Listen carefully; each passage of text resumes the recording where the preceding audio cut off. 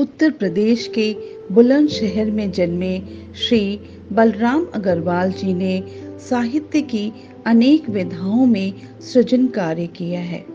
कथाकार बलराम अग्रवाल जी के कथा संग्रह, लघु कथा संग्रह एवं उनके अनुवाद व पुनर्लेखन को अनेक पुरस्कारों से सम्मानित किया गया है। डॉक्टर बलराम अग्रवाल द्वारा रचित कहानी सहस्त्रधारा, मेरी जुबानी। मैं स्मिता श्रीवास्तव। सुबह होने से पहले का धुंधला का अभी काफी शेष था। सड़क पर किसी कुत्ते तक का नामो निशान नहीं था। पीठ पर लदा अपने बैगेज मैंने सड़क के किनारे वाले पार्क की एक बेंच पर रखा और हल्का फुल्का व्यायाम कर समय बिताने लगा। काफी देर बाद पैंट शर्ट पहने एक आकृति जॉगिंग करती हुई पार्क की ओर आती दिखाई दी। कुछ ही देर में वह काफी नजदीक आ गई। यह एक पहाड़ी लड़की थी। पार्क में मुझे व्यायाम करता देख आश्चर्य की रेखाएं उसके माथे पर उभरी, लेकिन जाहिराना तौर पर वह सामान्य तरीके से पार्क में दाखिल हुई और जॉगिंग करती रही। Excuse me. दूसरे चक्कर में वह मेरे निकट से गुजरी तो मैंने टोका। वह रुक गई। सहस्त्रधारा जाना है मुझे, मैं बोला। ठीक जगह रुके हैं आप, उसने कहा। पहली बस ठीक 6 बजे यहाँ से गुजरेगी। लेट हो गई तो? मैंने शंका जाहिर की। पिछले 5 सालों में तो कभी नहीं हुई, वह उपहास पूर्वक बोली।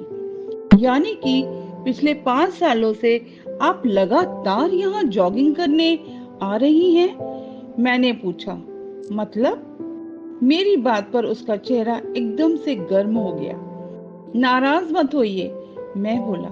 मुझे आप सिर्फ रास्ता बता दीजिए, पैदल जाना चाहता हूँ। पैदल? उसने आश्चर्यपूर्वक मुंह खोला।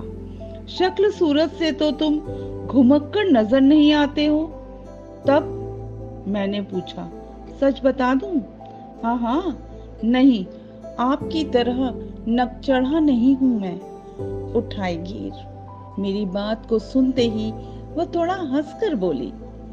यह काम भी तो कोई घुमक्कड़ ही कर सकता है मैम। मैंने भी मुस्कुराकर कहा। बहुत हो लिया। एक ही स्थान पर लेफ्ट राइट कूदना शुरू कर वह चुटकी बजाती हुई बोली। बाकी गप सहस्त्रधारा पर फूटिए। सहस्त्रधारा पर? मतलब? वहाँ फैंसी आइटम्स की एक छोटी सी दुकान है हमारी, वह बोली। 6 बजे वाली बस से जाकर रोजाना मैं ही खोलती हूँ उसे। 9 बजे डैडी पहुँचते हैं, तब मैं लौटती हूँ। मेरे सामने उसका यह दूसरा रूप खुला। मन हुआ कि उससे और बातें करूं। अंधेरे पर सुबह से पहले का उजाला हावी होता महसूस होने लगा था। वहां रुके रहने का मतलब था पैदल यात्रा की अपनी आकांक्षा को छोड़ देना, और यह मुझे उचित नहीं लगा। अगर आप लड़का होती तो आपसे आज अपने साथ पैदल चलने का आग्रह जरूर करता मैं। कुछ सोचते हुए मैंने कहा। लड़का? खुद के लड़का होने पर बड़ा घमंड है आपको। मेरी बात पर इस बार वह पूरी तरह बिफर गई। तिब्बत की बेटी हूँ, आपसे ज्यादा तेज और ज्यादा दूर तक पैदल चल सकती हूँ मैं। बाप रे, बड़ी खतरनाक लड़की है। उसके तेवर देखकर मैंने सोचा सीधा साधा मजाक तक बर्दाश्त नहीं होता इसे। ओके, विषय को तुरंत बदलते हुए मैंने उससे विदा ले लेना ही बेहतर समझा। बोला, आपकी दुकान पर मिलता हूँ, गुड डे। जरूर, वह सामान्य स्वर में बोली, बशर्ते कि आप 9 बजे तक वहाँ पहुँच जाएं। अरे हाँ, बैगेज उठाकर मैं चलते चलते पलटा। आपका नाम तो पूछा ही नहीं मैंने। बहुत पवित्र नाम है, वह मुस्कुराकर बोली। नहाकर पूछना। इसके साथ ही वह आगे को दौड़ गई। मैंने सहस्त्रधारा की ओर रुख किया। ऊंची सड़कों पर चलने का यह पहला ही अवसर था मेरा।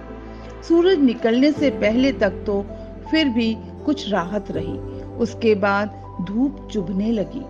सैर सपाटे के लिए घरों से निकले लोग अब शहर की ओर लौटते नजर आने लगे थे, लेकिन मैं चलता रहा। पहाड़ी रास्ते पर चलने के लिए शरीर को इतना कठिन श्रम करना पड़ रहा था कि उस सर्द सुबह को भी मेरी बनियान पसीने पसीने भीगने लगी। इस बीच 2 बसें मुझे क्रॉस करके आगे जा चुकी थी।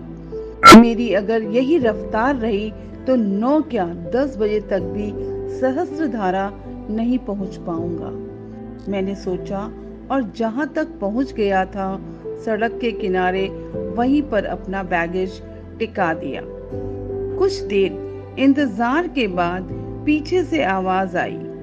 तीसरी बस को रुकवाकर मैं उसमें बैठ गया। सुनो, आखिरी स्टॉप से आधा किलोमीटर पहले ही उतार देना, मैंने कंडक्टर से विनती की और उसने सहस्त्रधारा से करीब 1 किलोमीटर पहले मुझे उतार दिया। वहां से खरामा खरामा चलकर 7:30 पौने 8 बजे के करीब मैं धारा तक पहुंच गया। जैसा कि जाहिर था, मेरे कदम सबसे पहले वहां बनी दुकानों की ओर मुड़े। मेरी उत्सुक आंखों ने आसानी से उसकी दुकान को टोह लिया। कितनी दूर पैदल चलकर बस में बैठे? मुझे देखते ही उसने पूछा। बस में? सिर से एड़ी तक बहता ये पसीना नहीं दिख रहा आपको?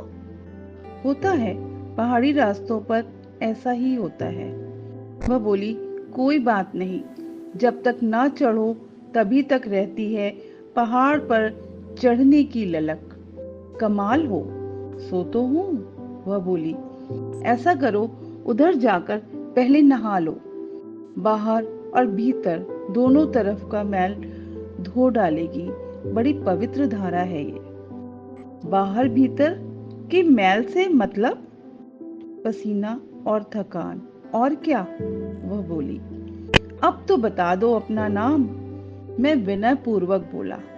कहा ना, अपना बैगेज पीठ से उतारकर नीचे रखो। आराम से बैठकर एड़ी तक बहता यह पसीना सुखाओ। अपने पूर्व अंदाज में वह बोली। उसके बाद धारा के बीच पड़े बड़े बड़े पत्थर देख रहे हो ना, उनमें से एक पर मेरा नाम लिखा है।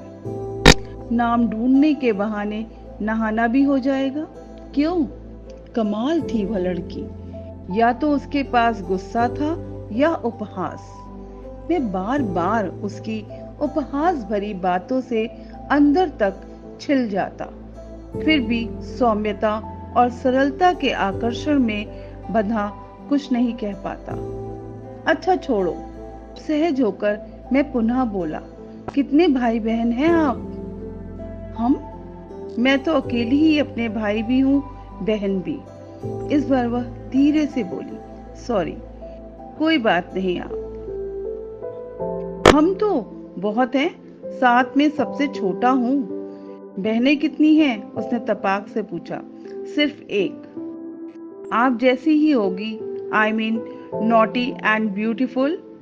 मुझसे कहीं ज्यादा, और बहादुर भी। अच्छा, उसने प्रफुल्लित स्वर में पूछा। नाम भी बड़ा प्यारा होगा ना?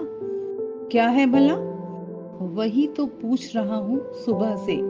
उसकी नाक पकड़कर दाएं बाएं हिलाते हुए अधिकार पूर्ण स्वर में मैं बोला। बताती है कि नहीं? सोनम, सोनम नामग्याल। एक झटके के साथ अपनी नाक छुड़ाकर मेरे हाथ को बारी बारी कई बार अपनी आंखों पर लगाया उसने। मैं हर बार उनसे बहते स्नेह का गर्म स्पर्श अपनी त्वचा, अपने दिल, अपने दिमाग पर महसूस करता रहा। अब तक बह रही है स्पर्श की वह पवित्र धारा, ऐसा लगता है। धन्यवाद। ये कहानी श्री बलराम अग्रवाल द्वारा लिखित सहस्त्रधारा है, जिसको मैंने स्वर दिया, मैं स्मिता श्रीवास्तव। धन्यवाद।